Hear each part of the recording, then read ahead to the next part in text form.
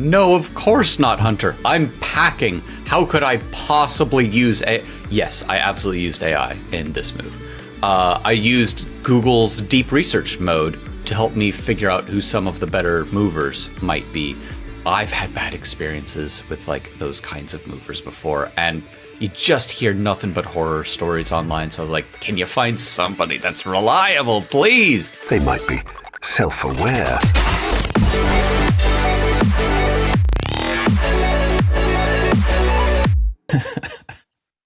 Still stuck in that loop, dude.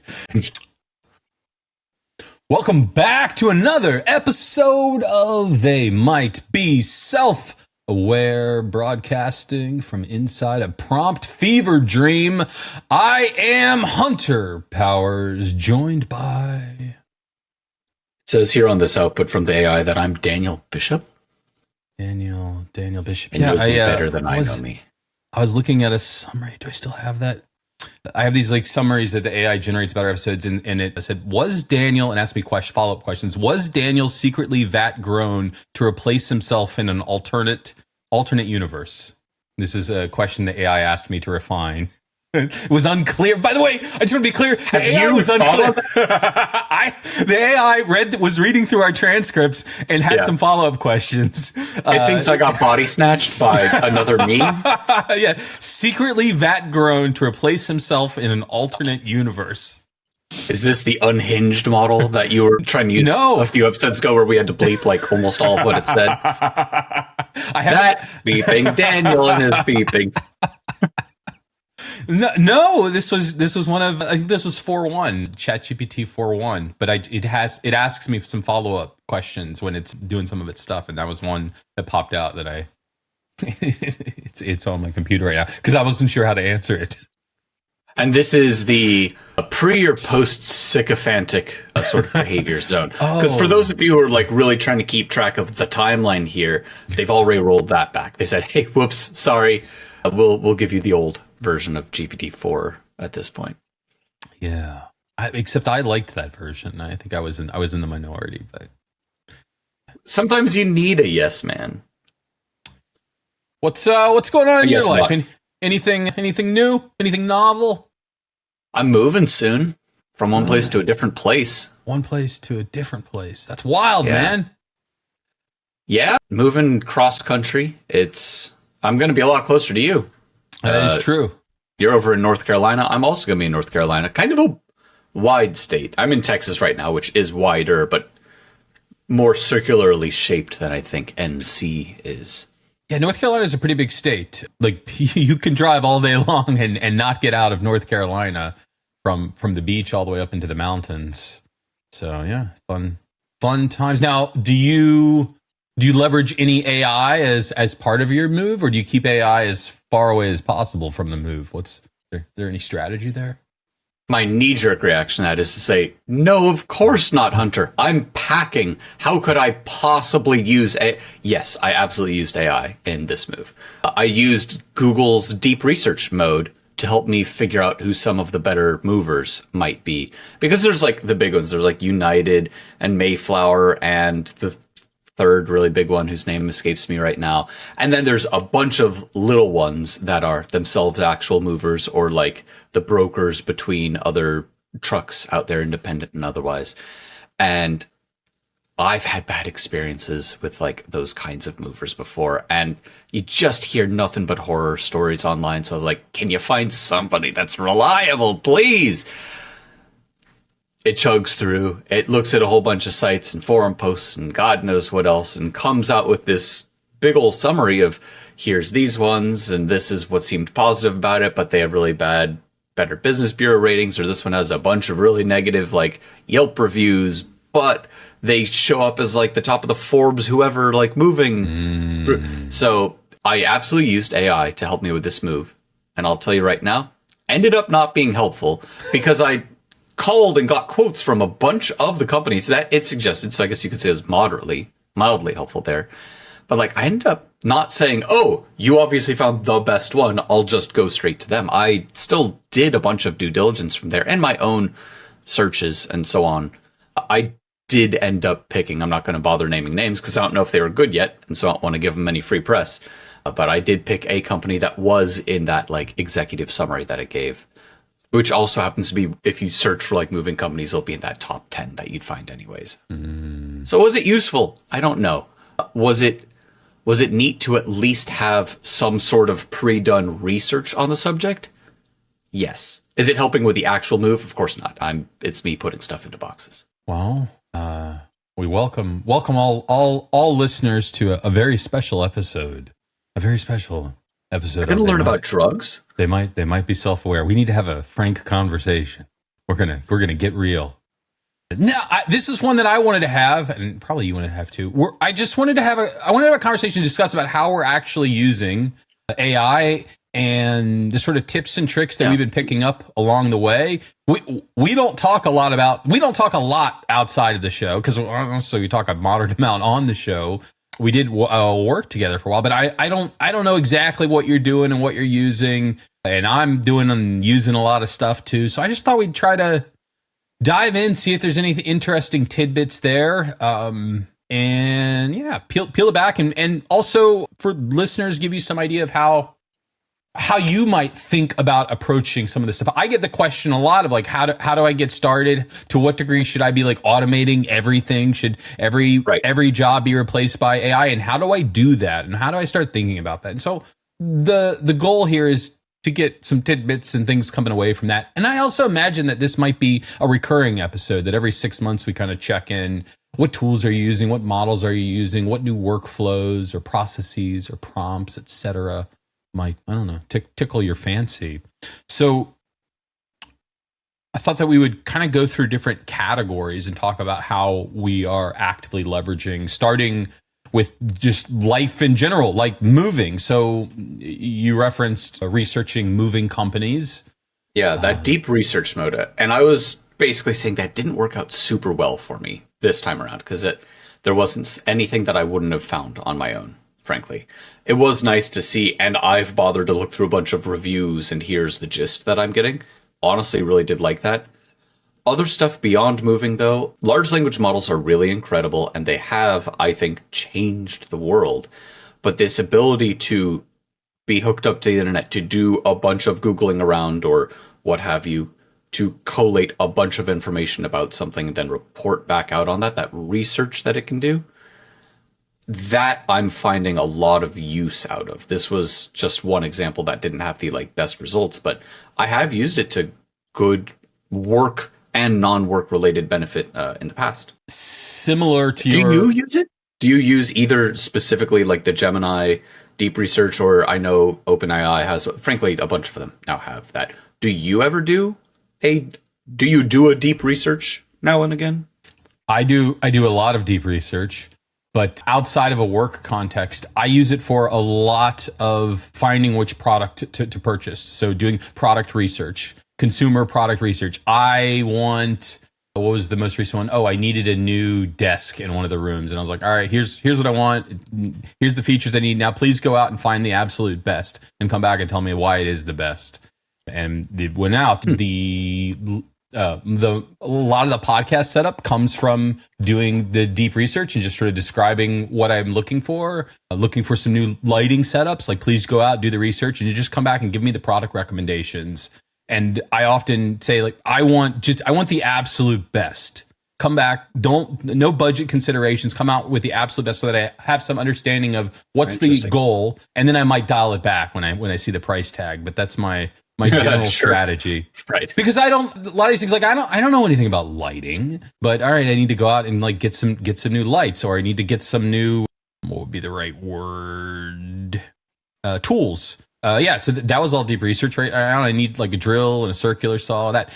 I needed to set up a bar. I'm not really a drinker, but like I wanted to have like a bar. I don't know what to purchase. Right. I just go like, what are the, like 10 things I need? But does that need deep research, or is that a Google? Well, I deep research it because I can, right? Like I just assume that it's better, and I trust, and I don't know why exactly. I think it's the length and the feeling of authenticity that comes from the report. I trust the deep research report wildly more than if I Googled it. If I Googled, like, and it said, like, here are the perfect 10 bottles to purchase. Purchase this 10 bottles, everyone's going to think, like, this guy really knows bars. I would be like, they're probably trying to sell me something. I don't know why I should trust this. There's probably affiliate links everywhere. And I think that's part of it, that their goal is really just to get you the absolute best information versus. It's the word research, right? Yeah, it is. If I'm Googling it, I'm just some schmuck who's looking up best lighting 2025, enter, and there's the same 4 or 5 sites that always refresh their page once a week so that it looks like it's a brand new article.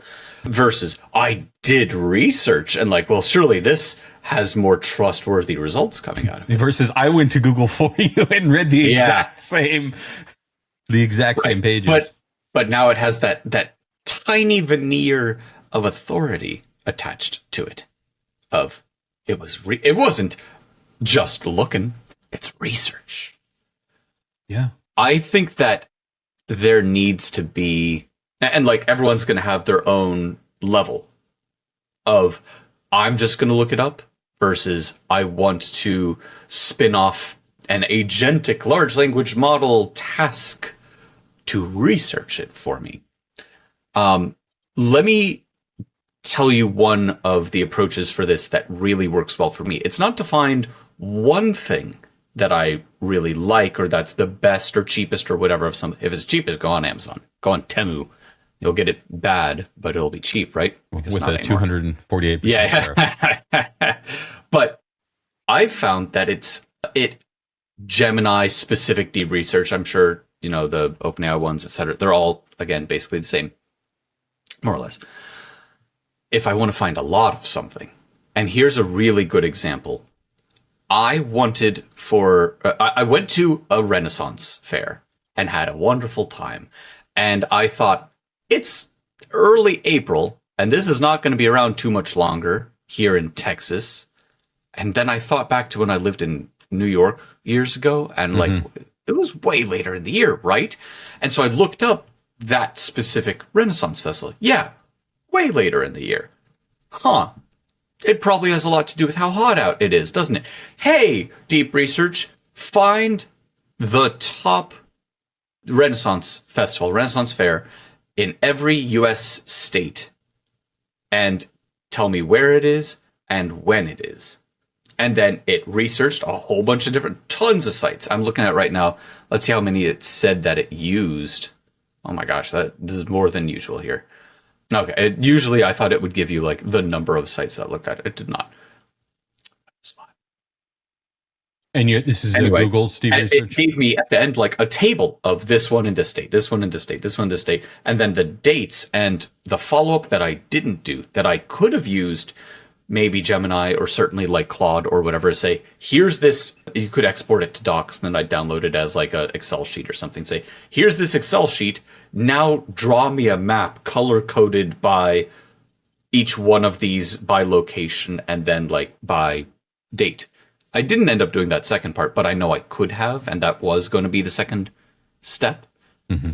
I sure didn't want to look up 50 specific, like, best Renaissance Fair Virginia, best Renaissance Fair West Virginia, absolutely don't want to do that. To have this go out and find an easy thing over and over with a slight variation, wow, it's great at that.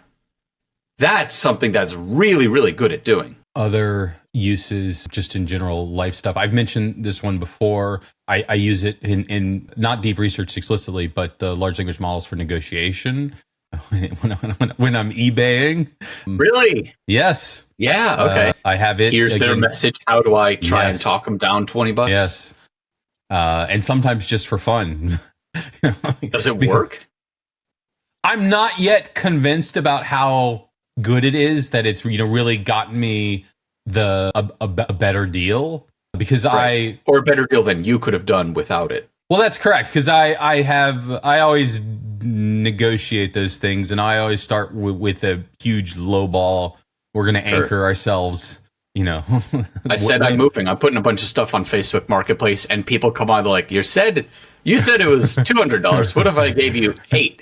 And I'm like, yes. It's $300 for you now. No, absolutely.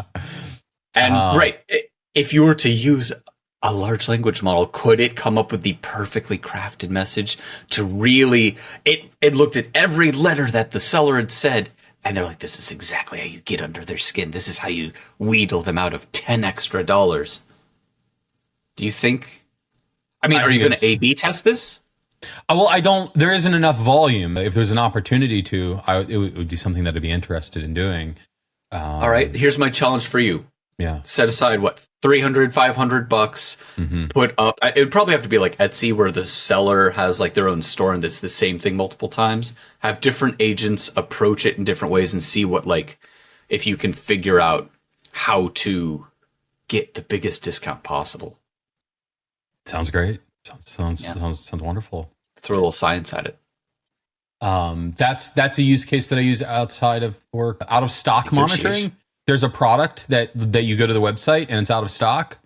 If you just go into ChatGPT, I meant stocks like the U.S. stock market. I'm like, I don't want LLMs having anything to do with that. I don't trust that at all. There are a lot of people that claim to be heavily leveraging. Of course, yeah. And some probably are, and to great benefit. But I think I've been on record on this show before saying, if you want good investment advice, do the exact opposite of what I'm doing. But if you don't know, you can go to ChatGPT. You can just say, I'd like you to check every day to see whether this is in stock and let me know when it is. And it will. ChatGPT?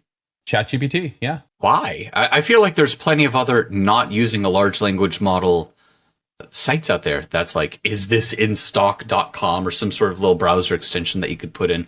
What's a large language model going to do that's any better?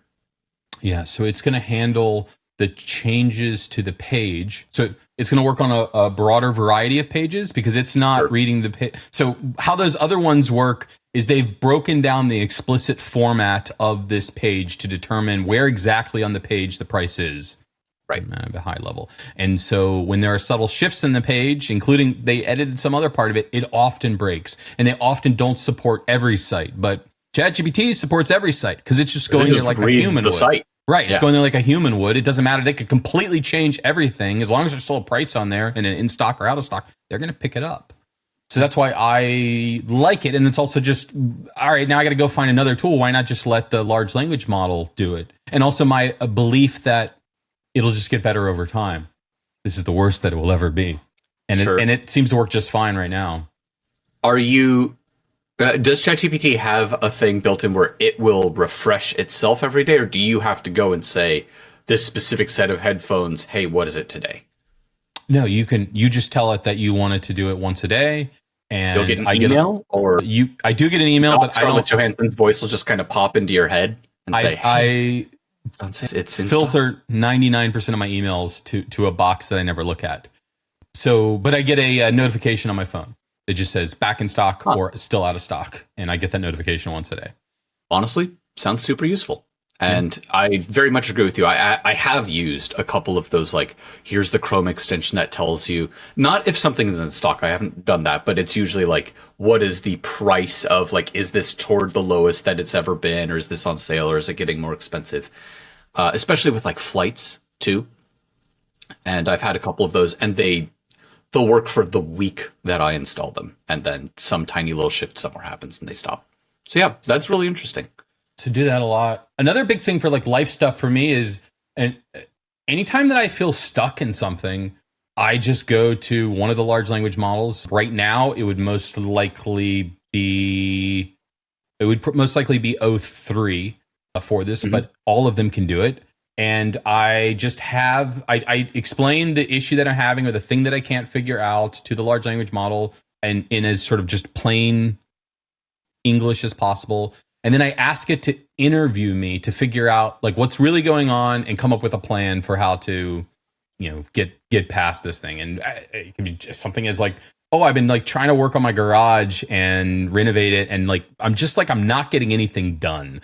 So what I would like you to do is do some deep research on me, figure out why I'm not getting anything done, and then come up with a plan for me for like how I can actually finish renovating my garage. And I imagine that we all have things and projects, and it could be something again as trivial as that, or I'm sure there's like bigger life issues, and you don't know what to do or like what's the next step to take. And I find that those types of conversations with the large language models, and the trick, if there was a trick, is telling it to start by interviewing me.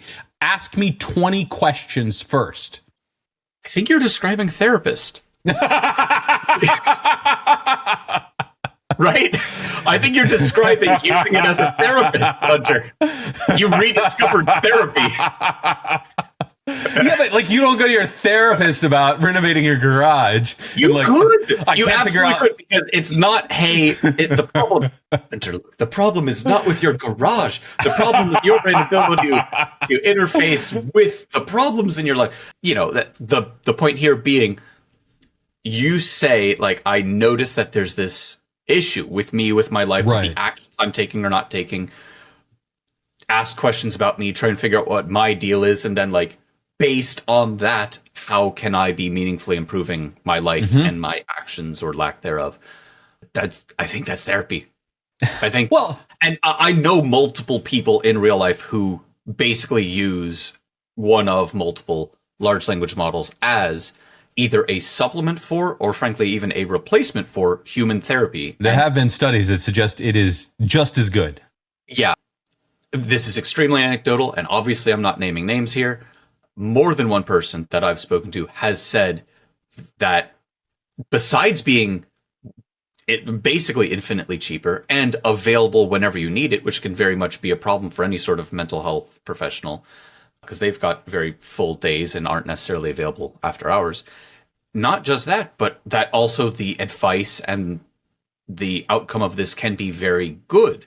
I think, just like we were talking about last episode, it's super duper, last episode, 2 episodes ago, it's super important how you talk to these, because you don't want that sycophantic yes man, everything you say is great and you're smart, and that relationship problem you're having, you should definitely just leave that guy. Like, you want to have the, therapist style back and forth. They're not forcing an opinion on you. They're not just agreeing with you. It's more to help you explore like a conversational space or your own emotional state and so on. So if you treat these problems the right way, if you approach this, I think this is not medical advice. No one sue us for this. I think using Claude or ChatGPT or Mistral or some large language model that you can locally download if you're worried about data privacy type stuff, you could be using these to help on like if not a complete replacement for therapist, maybe augmentative or after hours or getting a second opinion. I really do think that there is a huge future, if done carefully, for therapy plus these sorts of things. Though also, non-therapists, hey, I'm just going to talk to my friend about problems I've been having in my life. People have been doing that for as long as there have been friends and problems in people's lives. Yeah. I mean, again, I want to just double down on the one tip here. First, there's just like a generic, after any prompt that you give to the large language model, if you add something like if you need clarification or have any questions, feel free to ask. Telling it, if anything was unclear, ask me a question. And then you can go a step further and say, I would like you to ask me 20 refining questions before you work on this. I do this in and out of code. This is a tremendous idea. Say it again for people, Hunter. Very, very good advice. What do you put at the end of any prompt? At the end of any prompt, if you need clarification or have any questions, feel free to ask. This is a good baseline, but if you want to go deeper, just tell it. I would like you to ask me 20 refining questions that will help you better understand what I am asking for.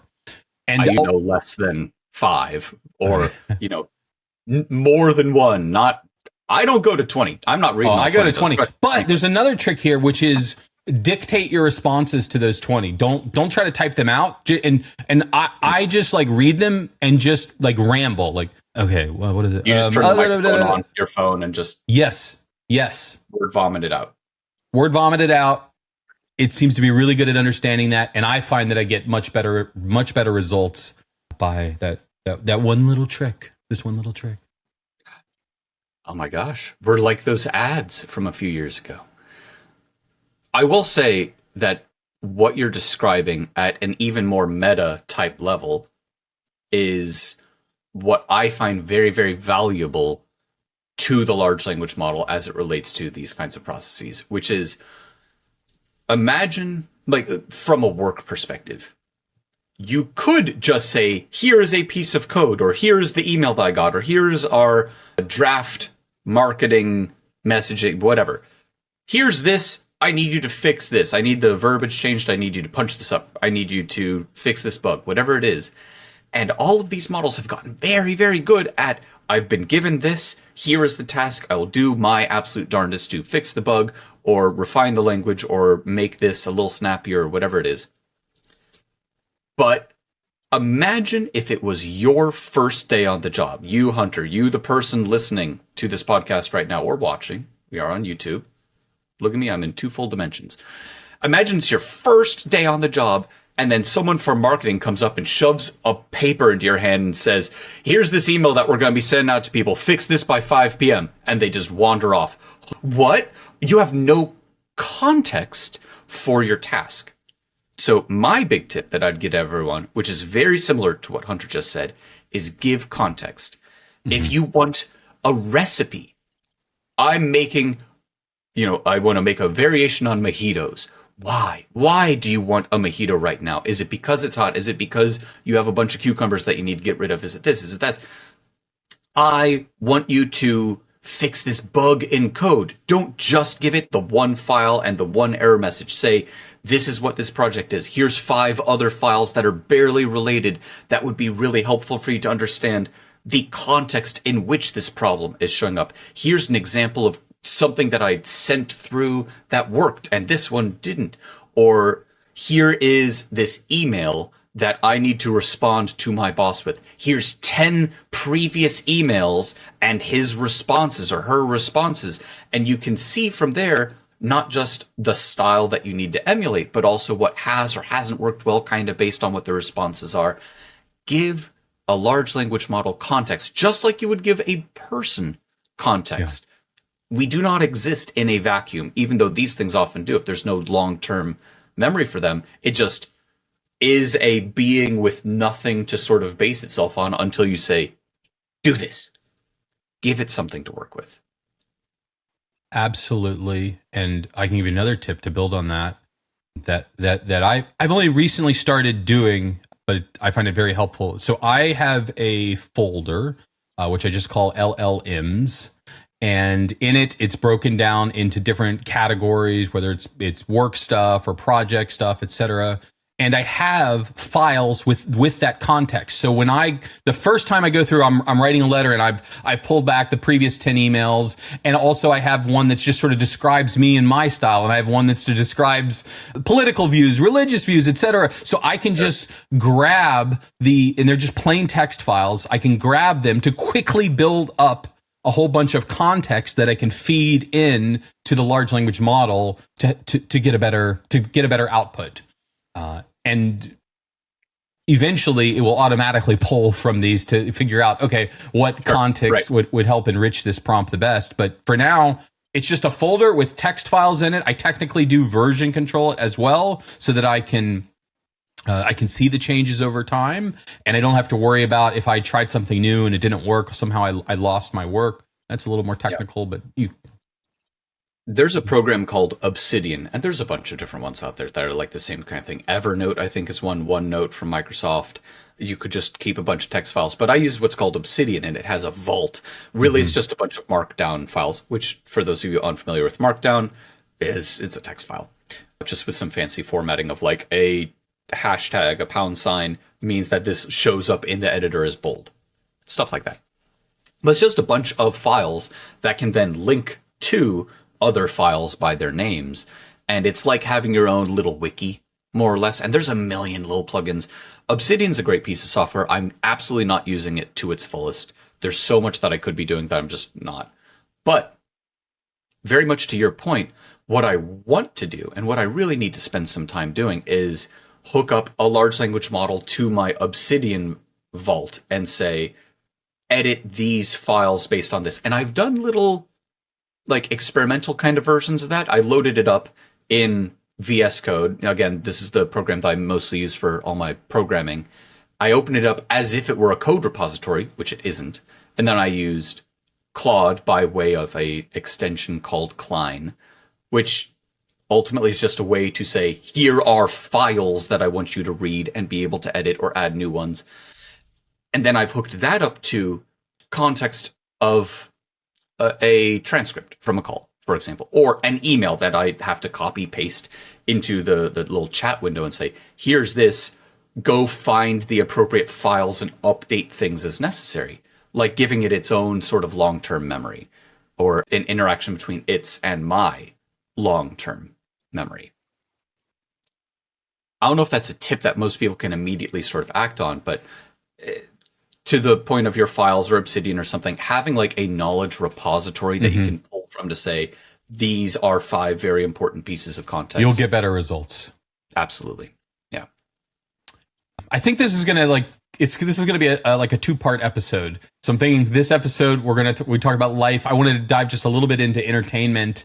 And then the next episode, we'll talk about productivity and getting into some engineering specific stuff as well. So before we wrap this one up, just to touch on the entertainment side of things and how you're using it there. You've mentioned before leveraging it for cooking and I think some Dungeons and Dragons planning. Yeah. So is that still going on? Drinks. Yeah, absolutely. It's really, really good at some of the drudgery type work of planning like a session of Dungeons and Dragons. I'm running a group on Wednesdays, and that group is currently doing kind of a flashback episode from a different thing that they're doing. And in this flashback, they're meeting a whole bunch of people that aren't part of like the main campaign. And I'm not using anyone exactly as written, but I am saying, here's context as the campaign, here's what's happening in this flashback, here's where they are, here's the sort of people that they'd meet. Give me 20 non-player characters that could fit into this next session that I'm planning.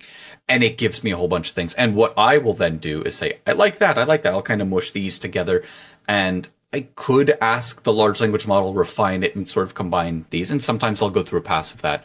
But ultimately, from like a creative perspective, I never use exactly what it gives me. And it's also not the entirety of like a session. There is this creativity in the moment. It's improv, frankly, to be playing D&D.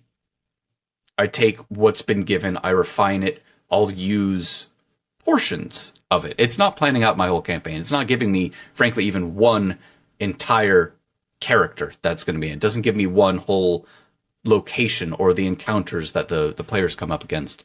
But it does really help get the creative juices flowing. Because it's like having the rubber ducky for programming. There's rubber duck programming where you just have like a thing that you explain your problems to, and by talking it out, it will often help you figure out what the problem is. Kind of the same thing with this planning of, okay, they're in this sort of scenario and I need these sorts of things to happen. And then it'll give me a bunch of ideas. And just by reading those, it will, in my mind, help solidify, I don't want that. I do want more of this kind of thing. Oh, it should go in this direction instead. So it's like having a creative partner when I'm planning out like a D&D session, for example. Let me ask you this. So do you try to capture your workflows at all? Do you document the workflows that you're using, or it's all you're very much an artist and it goes wherever it goes? I'm not an artist. I'm also not writing down my workflows. Okay. I try to document as many of the workflows when I get results that I like, right, so that then I can go redo it this way. Right. So just like I have the LLMs folder where I'm taking all these like bits of context that I can copy and paste, then I also have documents where there are workflows to work on a recipe. I would probably have one for a campaign. Like, okay, first, here's the prompt where I'm getting the history and the background of the characters, the personas or something like that. And then here's the prompt where I break it down into the individual missions. And then here's the prompt where I do that. And I find that documenting those sort of, assuming your goal is to get better and get faster, that documenting that allows you to see it holistically. And another tip for folks that maybe not seem as obvious as it actually is, take your prompts, put them into the large language model and ask it to do it better. Say, can you help me refine this prompt? Yeah. We were just talking the other day about how Claude really knows itself and is going to grade itself well. If you take a prompt and you say, hey, Claude, what's going to make you do a better job off of this prompt? Sure, it might do a very good job of refining your prompt that you'd give it. That's honestly a great idea. I do that a lot, especially if it's a prompt that I'm going to be reusing over and over again as part of a workflow where I really want to nail it. And it can also take a look at those workflows and give you feedback. And another thing is, so now that you've refined your prompt and you have your response, you can say, okay, here's my prompt. Here's the response that I got back. And then just tell it what you liked and didn't like about it. Like, it's often hard to describe exactly what you want, and it's often easy to be a critic of things, to be like, I don't like that. This seems weird to me. And don't feel like you have to be super specific either. Just be like, this gave me a funny feeling. You can say things like that, and then say, how would you refine? Yeah, how would you refine this prompt and give me another version? And it will. Yes.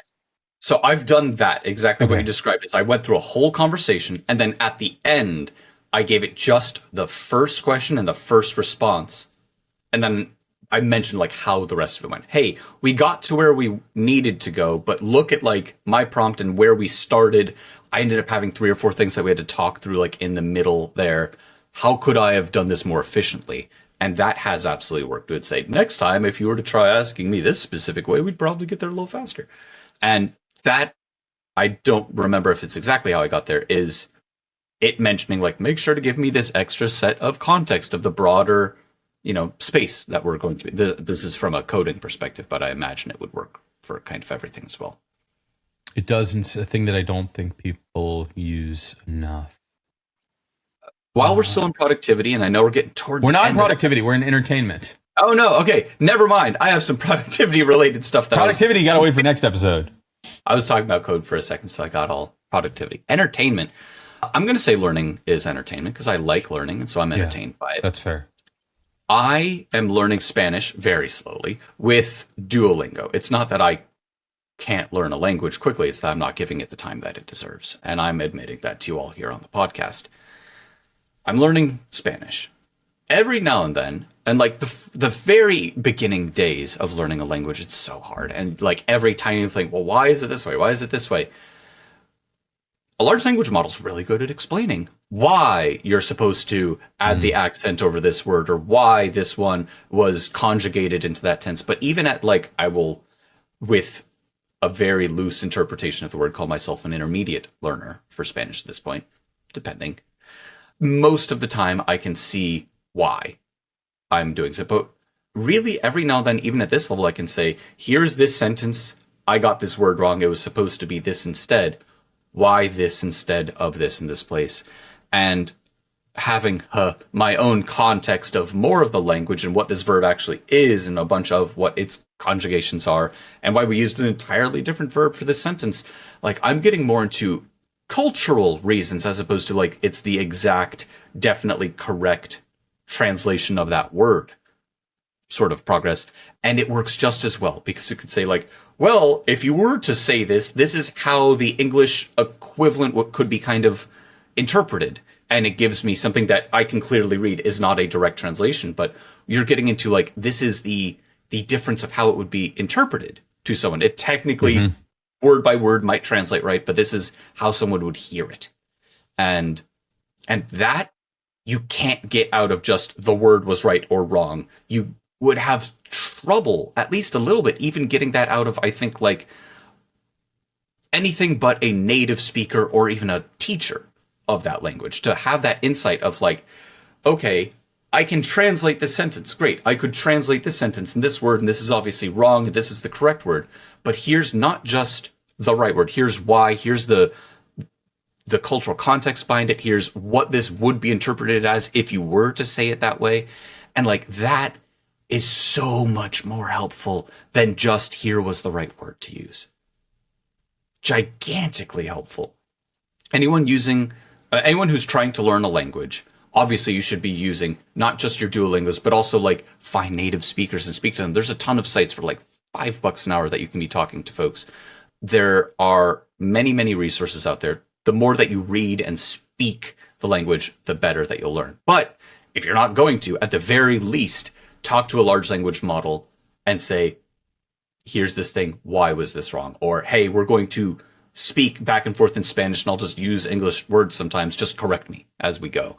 And that can really help get over the hump of like, I can't express myself yet. Yep, we kind of skipped over learning, but learning is definitely an area where the large language models can help you tremendously and cater things exactly to your learning style, whatever that may be. For me, Right. There's I don't know who said it. There's a quote that said, "It's hard to learn anything until you almost already know it." With this idea, like there's these like moments where all of a sudden, like, oh, now it makes sense. But up to that point, I had no clue what you were talking about. And so we try to figure out like what language learning. I think getting that first bit is so hard, and then once it's just enough, then it really starts to click. So yeah, how do you get that first bit? And so what the workflow that I use for these first bits is usually it starts with deep research. I'll describe the topic or the thing that I'm interested in. Sometimes it starts from a paper that I read. Sometimes there's a book that I'm interested in going in. And what seems to like just, it really resonates well with me is I'll take the book or I'll take the paper or I'll take my deep research on something that I was specifically interested in. And I feed that into Notebook LM, the Google product, which creates a podcast about it. And we've talked about these podcasts, and I really need to start doing that. They're very repetitive and they have a formulaic structure and the voices get annoying, but I put it on in the background. Like, okay, the next time I'm in the car, I put on the custom podcast, and that like their casual conversation about this topic that's usually fairly deep and technical, just like it gives me the atmosphere of things so that then I feel primed to go in and actually read the real source material, the real data, because it's all, oh, you know what? I remember someone saying that, mentioning it. It just helps me so much versus starting straight with like the really deep stuff and like a whole bunch of words I've never heard before and deep concepts and you subjects. Can ask it ahead of time. Make sure to define the terms. Make sure to explain the math of it. Make sure to whatever it is ahead, right?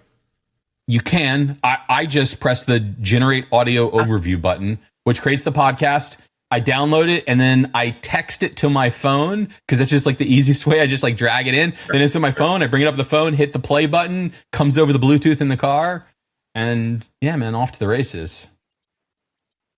I do think that that's a replacement for what I've done a bunch of in the past. And so speaking, of like our AI is going to put people out of jobs. There's a bunch of like YouTube videos of here's this paper that came out, or here's this whatever.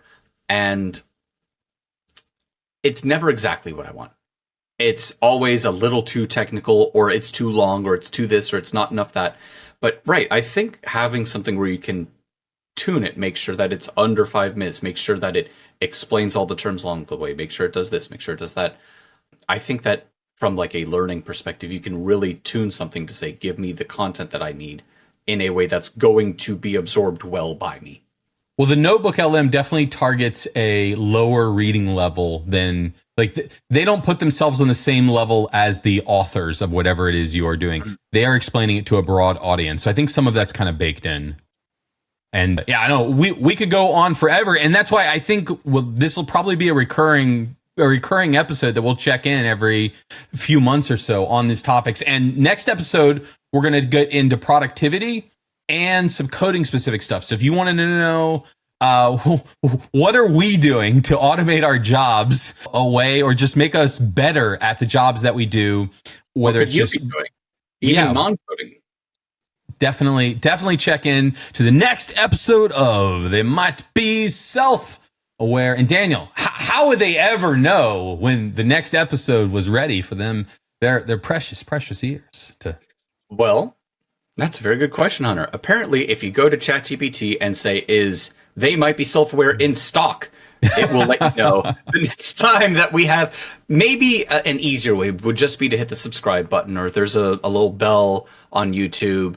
There's thumbs ups that you could give us. There's comments that you could leave us. We love to read comments. We actually read the comments. It's not being thrown into a large language model that aggregates them. We're reading your comments. We have been accused of that, by the way, in the comments. I think I responded to When that I one. said really, I think I am not necessarily reading every one of those. I think Hunter's reading all of them. They might be self-aware, bro. But we do appreciate them. And there's And- a rumor of an ASMR episode upcoming. Nope, and we're not doing one of those. We're absolutely, definitely not doing one of those. But if we did one, where would they find it? They'd search for They Might Be Self-Aware on Apple Podcasts, on Spotify, YouTube. We're on TikTok. You want to see some TikTok shorts? We got YouTube shorts. I honestly really like our YouTube shorts. I guess it's basically the same thing. I don't have TikTok. They're not exactly the same. Fun fact. Well, that I wouldn't know because I'm not on. But that's where you can find us. Every podcast, any podcast player, aggregator, whatever. You look for us, you'll find us, you'll subscribe to us, you'll hear us, maybe even watch us. All right, until next time, everyone, you have been listening to... They might be self-aware.